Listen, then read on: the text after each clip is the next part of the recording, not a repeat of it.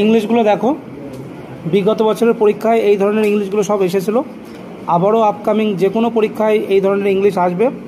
তো তোমাদের WB, SSC, group C, group D, এছাড়া পুলিশের পরীক্ষাও আছে। তো সেখানে এই ইংলিশগুলো আসার সম্ভাবনা প্রবল। বারবার করে বলছি, ভালো করে দেখবে আর কি। দেখো, there is an exception dash every rule.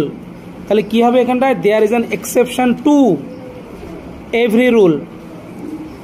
The accused dash that he had met the deceased before. এই ডিসিজ মানে মারা যাওয়া। তাহলে অ্যাকিউজ ডিনাইড মানে অস্বীকার করা। Bidisha looks dash the sapling as if it were her own child. তাহলে Bidisha looks after the sapling as if it were her own child.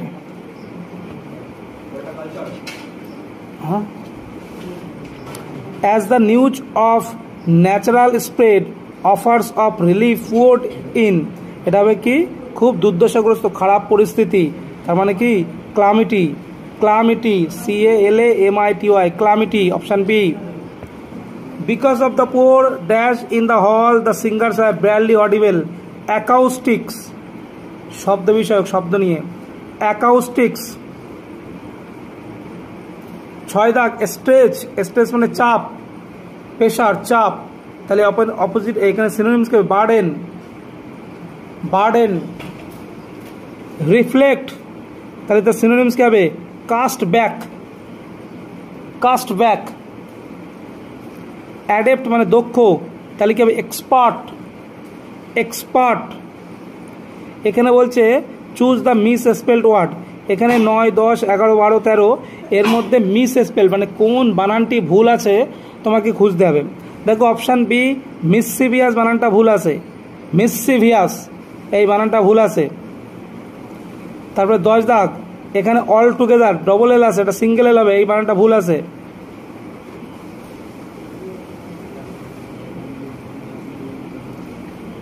তারপরে এই 11 দাগ, অ্যাপলিটিক্যাল ডবল পি, পলিটিক্যাল হলো এপিও, এখানটায় ভুল আছে। অ্যাপলিটিক্যাল এই বানানটা ভুল, তোমাকে খুঁজতে হবে যে কোন বানানটা ভুল আছে।